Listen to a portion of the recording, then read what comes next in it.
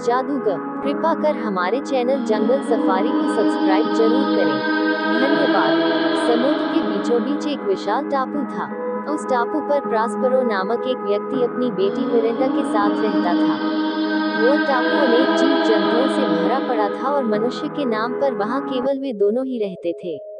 एक पहाड़ी गुफा में उनका बसेरा था। मिरेंडा की आयु लगभग 13 वर्ष की थी। जब से उसने होश संभाला, तब से वह न तो कभी टापू से बाहर गई थी और न ही किसी को वहां आते देखा था। वो टापू उसका संसार था। वहां के जीव जंतु उसके साथ ही थे। उसका सारा समय इन्हीं के साथ खेलने में बीतता था। प्रास्परो एक महान जादूगर और तांत्रिक था। उसके पास कुछ पुराने ग्रंथ, किताबें तथा काले रंग की एक छड़ी थी। उसका अधिकतर समय उन ग्रंथों को पढ़ने में बीतता था।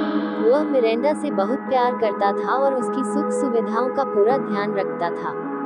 उसके पालन पोषण में उसने कोई कमी नहीं छोड़ी थी। प्रास्परो बड़ी अजीबोगरीब हरकतें किया करता था। कभी किसी अदृश्य शक्ति के साथ वह घंटों बातें करता तो कभी आकाश की ओर मुंह करके एकटक उसे निहारता रहता। जब कभी वह काली छड़ी को हाथ में लेकर अपने सिर के चारों ओर घुमाता तो आसपास भयंकर घटनाएं घटित होने लगती। आसमान में काले बादल घुमड़ आते, तेज हवाएं चलने लगती, समुद्र में भयंकर तूफान उठ खड़ा होता, लहरें किनारों से टकराकर आसमान छूने लगती। स्पष्ट कहा जाए तो आंधी तूफान उसके इशारों पर काम करने वाले गुलाम थे। इसके अतिरिक्त टापू पर रहने वाले जानवर और प्रेतात्माएं भी उसकी आज्ञा का पालन करती थी। प्रास्परो जब होठों को सिकोड़कर एक अजीब सी आवाज निकालता तो देखते ही देखते उसके आसपास बहुत सी प्रेतात्माएं प्रकट हो जाती थी। वे उसके सैनिक थे और उसकी हर प्रकार से सहायता करते थे। इनमें सबसे शक्तिशाली प्रेत का नाम एरियल था। उसके लिए कोई भी काम असंभव नहीं था। वो पलक झपकते ही मीलों दूर पहुंच जाता था। प्रास्परो अपने इस प्रेत को सबसे अधिक प्यार करता था। एक दिन प्रास्परो हरी घास पर लेटा हुआ था। पास ही मिरेंडा तितलियां और खरगोशों के साथ खेल रही थी। ठंडी हवाओं के झोंकों से उसे नींद आ गई और कुछ ही देर में वह खर्राटे भरने लगा। सहसा वह बदला बदला चीखते हुए उठ बैठा। वह पसीने से पूरी तरह भीग चुका था। उसकी सांसें धौंकने के समान चल रही थी। आंखों में जैसे लहू उतर आया था। वह खड़ा हुआ और क्रोध होकर समुद्र की ओर देखने लगा। प्रास्परो अपनी सभी तंत्र क्रियाएं मिरेंडा से छिपकर करता था। वह नहीं चाहता था कि उसके दिल और दिमाग पर इसका बुरा असर पड़े। लेकिन आज उसे किसी बात का ध्यान नहीं रहा। उसकी सुर्ख आंखें दूर समुद्र में तैरते एक छोटे से जहाज को देख रही थी। कुछ ही पल बीते थे कि दूर दूर तक शांत दिखने वाले समुद्र में एक जलजला सा उठ खड़ा हुआ। चारों ओर काले काले बादल घिर आए। लहरें भयंकर शोर करते हुए आसमान की ओर उठने लगी। तेज हवाओं ने जल में भंवर पैदा कर दिए। बिजली कड़कते हुए जमीन पर गिरने के लिए आतुर हो उठी। समुद्र की विशाल लहरों के बीच जहाज कागज की नाव की तरह लहराने लगा। कभी वह दाईं ओर झुक जाता तो कभी बायों ओर। प्रास्परो अभी भी उसे एकटक देख रहा था। ऐसा लग रहा था मानो वह अपनी पूरी शक्ति को केंद्रित करके जहाज को डुबो देना चाहता हो। इस कश्मकश के बीच आखिरकार लहरों की विजय हुई और वे जहाज को तिनके की तरह बहाकर कहीं दूर ले गई। जहाज के अदृश्य होते ही प्रास्परो के चेहरे पर संतोष के भाव दिखाई देने लगे। वह जोर जोर से हंसने लगा। दूर खड़ी मिरेंडा इस दृश्य को देख रही थी। समुद्र के भयंकर रूप को देखकर उसका बाल मन भय से कांपने लगा। वह दौड़कर आई और पिता के पैरों से लिपट गई। मिरेंडा, मेरी बच्ची, ये कहकर प्रास्परो ने उसे गोद में उठा लिया और स्नेहवश उसके सिर पर हाथ फेरने लगा। मिरेंडा डरते डरते बोली, पिताजी, ये सब क्या था? मुझे बहुत डर लग रहा है। डरो मत, मिरेंडा। प्रास्परो ने उसका चेहरा समुद्र की ओर किया और उंगली से संकेत करते हुए बोला, तुम्हें वह चमकीली वस्तु दिखाई दे रही है, उसे जहाज कहते हैं। जी पिताजी। मिरेंडा ने उंगली की दिशा में देखकर सहमति में सिर हिलाया। उसे यहाँ लाने के लिए ही मैंने अपने जादू से समुद्र में तूफान उठाया था। प्रास्परो ने धीरे से कहा, लेकिन आपने ऐसा क्यों किया पिताजी? मिरेंडा डरते हुए बोली, वह जहाज डूबने वाला है। उसके यात्री सहायता के लिए पुकार रहे हैं। भगवान के लिए तूफान को रोक दें पिताजी, नहीं तो सब मारे जाएंगे। प्रास्परो कठोर स्वर में बोला, मिरेंडा, यदि तुम्हें सच पता होता तो तुम मुझे कभी तूफान रोकने के लिए नहीं कहती। तुम नहीं जानती कि उस जहाज में बैठे यात्री कौन है? मिरेंडा ने उत्सुकतावश पूछा। वे कौन हैं, पिताजी? और आप उन्हें कैसे जानते हैं? बेटी, आज तक मैंने तुमसे एक रहस्य छिपाकर रखा है। ये रहस्य हमारे अतीत से संबंधित है, परंतु आज मैं तुम्हें उसके बारे में सब कुछ बताऊंगा, क्योंकि उनके यहाँ आने से पहले तुम्हें जान लेना चाहिए कि वे कौन हैं और उनसे हमारा क्या संबंध है। तभी तुम पूरी बात ठीक से समझ पाओगी। प्रास्परो मिरेंडा को लेकर वहीं एक ओर बैठ गया और अतीत के पन्नों को खोलते हुए बोला, यहाँ से बहुत दूर समुद्र के दूसरे किनारे पर मिलोन नामक एक बहुत खूबसूरत और सुंदर देश है। आज से 10 वर्ष पहले मैं वहाँ का राजा था। उस समय तुम 3 साल की थी। तुम्हें जन्म देने के कुछ दिनों बाद ही तुम्हारी माँ स्वर्ग सिधार गई थी। तभी से मैं पिता के साथ साथ माँ बनकर तुम्हारा पालन पोषण कर रहा हूँ। हमारे पास नौकर चाकर, धन दौलत, हाथी घोड़े सब कुछ था।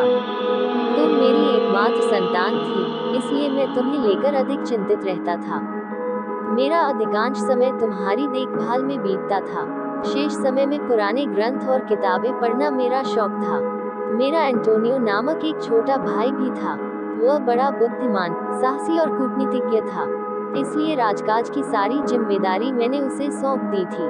परंतु सिंहासन के सभी अधिकार पाकर उसके मन में लोभ आ गया। उसे लगने लगा कि जब तुम कुछ बड़ी हो जाओगी तो मैं उससे सारे अधिकार वापस लेकर स्वयं राज्य का कार्यभार संभाल लूंगा। यहीं से उसकी सोच गलत दिशा की ओर मुड़ गई। वह मुझे सिंहासन से हटाकर स्वयं राजा बनने का स्वप्न देखने लगा, लेकिन मेरे रहते उसका ये स्वप्न कभी पूरा नहीं हो सकता था। अतः उसने एक भयंकर शत्रम रच डाला। एक दिन उसने समुद्र भ्रमण का कार्यक्रम बनाया। इसके लिए उसने मुझे भी तैयार कर लिया था। निश्चित दिन मैं और तुम जहाज पर सवार होकर समुद्र यात्रा पर निकल पड़े। जहाज का कप्तान और कर्मचारी एंटोनियो के आदमी थे। बीच समुद्र में पहुंचकर उन्होंने हमें जबरदस्ती एक नाव में बिठाकर समुद्र में मरने के लिए छोड़ दिया। लेकिन जहाज का एक मल्लाह मेरा विश्वास पात्र था, इसलिए उसने एक दिन पहले ही नाव में खाने पीने का सामान और मेरे सभी ग्रंथ छिपाकर रख दिए थे। लहरों के थपेड़े खाते हुए हमारी नाव अनजानी दिशा की ओर चल पड़ी। उस समय मुझे सबसे अधिक चिंता तुम्हारी थी। तुम्हें सीने से चिपटाकर मैं तेजी से नाव खे रहा था। इस प्रकार कई दिन बीत गए। धीरे धीरे खाने पीने का सामान समाप्त हो गया। अंततः थकान और भूख से बेहाल होकर मैं ईश्वर को पुकारने लगा। आखिरकार उसने मेरी पुकार सुन ली और एक दिन हमारी नाव इस हरे भरे टापू से आ टकराई। उसी दिन से हम इस टापू पर रह रहे हैं। अपने अतीत के बारे में सुनकर मिरेंडा की आंखों से आंसू छलक आए और वह पिता के सीने से चिपट गई। तभी प्रास्परो को एरियल का स्वर सुनाई दिया, स्वामी, मैं लौट आया हूँ। प्रास्परो बेटी के सामने एरियल से बात नहीं करना चाहता था। उसने सोचा कि उसे अदृश्य शक्ति से बात करते देखकर वह भयभीत हो जाएगी, इसलिए सर्वप्रथम उसने मंत्र पढ़कर मिरेंडा को गहरी नींद में सुला दिया। फिर वह एरियल को संबोधित करते हुए बोला, आओ प्रेतराज, क्या समाचार लाए हो? जहाज के यात्री कैसे हैं? स्वामी, आपने जैसा कहा था मैंने वैसा ही किया। इस समय जहाज के सभी यात्री कुशल हैं। मैंने पूरी शक्ति लगाकर ऐसा भयंकर तूफान उठाया कि जहाज तिनके की तरह समुद्र में डूबने लगा। इतने भयंकर दृश्य को देखकर सभी के प्राण सूख गए।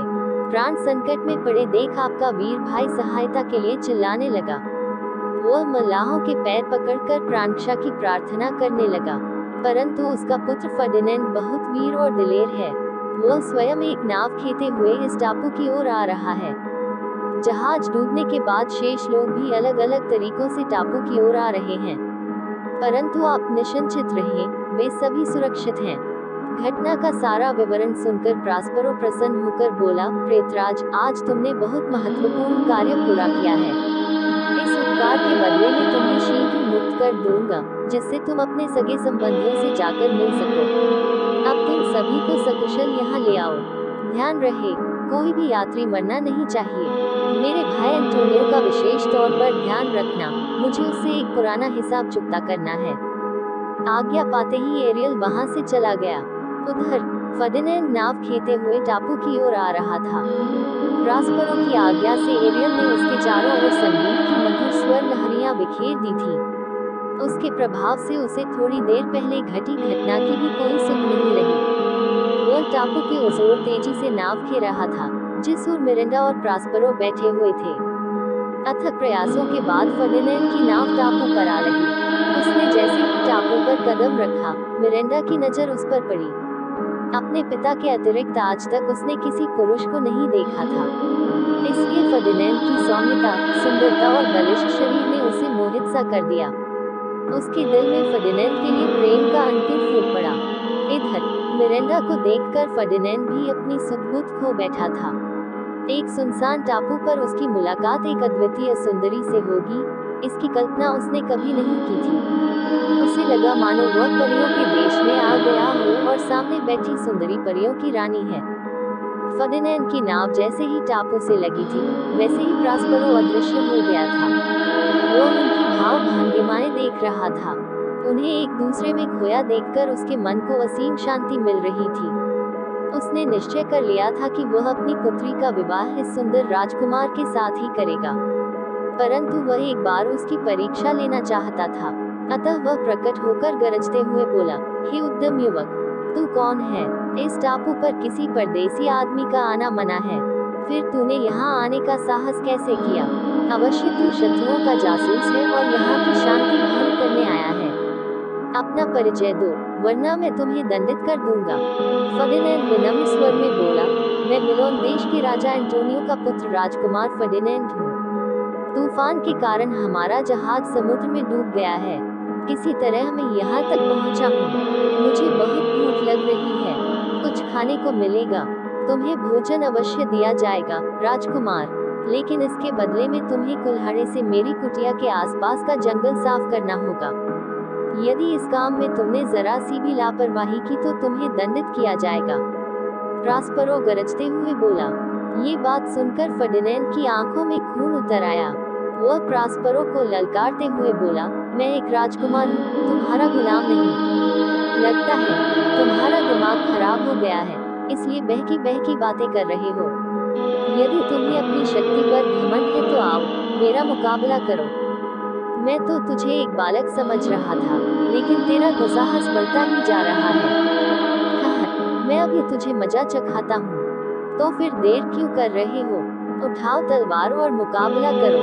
ध्यान रखना, जब तक मेरे हाथ में तलवार है तब तक कोई भी मेरा अहित नहीं कर सकता। ये कहकर राजकुमार ने तलवार की मूठ पकड़ ली, परंतु लाख यत्न करने के बाद भी वो उसे म्यान से बाहर नहीं निकाल पाया। उसका हाथ मूठ के साथ चिपक कर रह गया। उसकी यह हालत देखकर प्रास्परो हंसते हुए बोला, अभी तुम बड़ी बड़ी बातें कर रहे थे, अचानक क्या हो गया? कहाँ गई तुम्हारी वीरता? तुमसे तो म्यान से तलवार ही नहीं निकाली जा रही, भला मेरा सामना कैसे करोगे? अगर मैं चाहूँ तो अभी तुम्हारा मस्तक काट सकता हूँ, लेकिन मैं किसी बेबस व्यक्ति पर हथियार नहीं उठाता। यदि अपना भला चाहते हो तो मेरी गुलामी स्वीकार कर लो। विवश राजकुमार ने सहमति में सिर हिला दिया। फिर प्रास्परो उसकी ओर कुल्हाड़ा बढ़ाते हुए बोला, ये लो कुल्हाड़ा और जल्दी से काम में लग जाओ। मैं शाम तक वापस लौटूंगा, तब तक एक ओर का सारा जंगल साफ हो जाना चाहिए। फर्डिनेंड के प्रति पिता का इतना कठोर व्यवहार मिरांडा को अच्छा नहीं लगा। वो उसका हाथ पकड़कर बोली, पिताजी, ये राजकुमार है, इसने कभी पानी तक अपने हाथ से नहीं पिया होगा, भला इतना कठिन कार्य ये कैसे कर सकेगा? कुल्हाड़ा पकड़ने मात्र से इसके हाथ छिल जाएंगे। आप इतने कठोर और निर्दयी न बने, इसे क्षमा कर दें। चुप करो मिरांडा, एक अनजाने लड़के के लिए तुम अपने पिता को समझा रही हो। इस जैसे न जाने कितने राजकुमार दुनिया में भरे पड़े हैं। लकड़ियाँ काटने से ज्यादा इसके हाथ छिल जाएंगे, टूटेंगे तो नहीं। इसे ये कार्य करना ही होगा। तुम भी इसका पक्ष लेने के बजाय इसके कार्य पर नजर रखो। अगर यह अपने कार्य में जरा भी लापरवाही दिखाए तो मुझे अवश्य बताना। ये कहकर प्रास्परो वहां से चला गया, लेकिन कुछ दूर जाकर वह पुनः अदृश्य हो गया और उनके पास आकर उनकी बातें सुनने लगा। पिता की कठोरता और राजकुमार की विवशता देखकर मिरांडा की आंखें नम हो आईं। वह राजकुमार से बोली, पिताजी की ओर से मैं आपसे क्षमा मांगती हूँ। विश्वास कीजिए, वे इतने निर्दयी और कठोर नहीं हैं, लेकिन कभी कभी उनका व्यवहार ऐसा हो जाता है। मुझे विश्वास है कि वे शीघ्र लौटकर आपको ये कार्य करने से रोक देंगे। तुम दुखी मत हो, मिरेंडा। मुझे न तो किसी से कोई शिकायत है और न ही किसी के प्रति दिल में कोई द्वेष भाव है। लेकिन ये सत्य है कि मैं तुमसे प्रेम करने लगा हूँ। मैं यहाँ से तुम्हें अपने साथ लेकर ही जाऊंगा। तुम मेरे दिल की रानी बनकर हमेशा मेरे साथ रहोगी। राजकुमार ने प्रेम भरे स्वर में कहा। राजकुमार, मैं भी मन ही मन आपसे प्रेम करने लगी हूँ। मैंने स्वयं को तन मन से आपको अर्पित कर दिया है। आप जहाँ रहेंगे, मैं वहाँ रहकर आपकी सेवा करूंगी। मिरेंडा ने भी अपने दिल की बात प्रकट कर दी। अब तक प्रास्परो को उनके प्रेम पर यकीन हो चुका था। वह प्रकट होते हुआ बोला, और मेरा आशीर्वाद सदा तुम दोनों के साथ रहेगा। तुम जहाँ रहो, खुश रहो। मिरेंडा और फर्डिनेंड विस्मित होकर प्रास्परो को देखने लगे। तभी एंटोनियो और उसके अन्य साथी भी एरियल के साथ वहां आ पहुंचे। अभी तक एंटोनियो समझ रहा था कि तूफान उसके पुत्र को नील गया है। इस दुख के कारण उसका चेहरा मुरझाया हुआ था। लेकिन जब उसने फर्डिनेंड को एक सुंदर युवती के साथ बैठे देखा तो उसकी प्रसन्नता का ठिकाना न रहा। उसने दौड़कर पुत्र को गले से लगा लिया। इस मिलन के बाद एंटोनियो की दृष्टि प्रास्परो पर पड़ी, लेकिन वह उसे पहचान नहीं सका। तब प्रास्परो उसके पास आकर बोला, आओ एंटोनियो, मुझसे भी गले मिलो। मैं कब से तुम्हें गले लगाने के लिए तरस रहा हूँ। वर्षों पहले इंसानी कमजोरियों के कारण हम एक दूसरे से अलग हो गए थे, लेकिन ईश्वर की कृपा से आज फिर हम एक हो रहे हैं। आवाज सुनते ही एंटोनियो प्रास्परो को पहचान गया।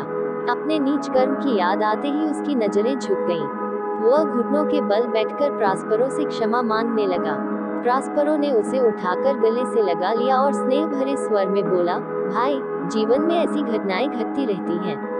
लोग कभी किसी को नहीं छोड़ता, लेकिन इंसान वही है जो दूसरों की गलतियों को दिल से क्षमा कर सके। मैंने तुम्हें उसी दिन क्षमा कर दिया था जिस दिन तुम्हारे सेवकों ने हमें समुद्र में छोड़ा था।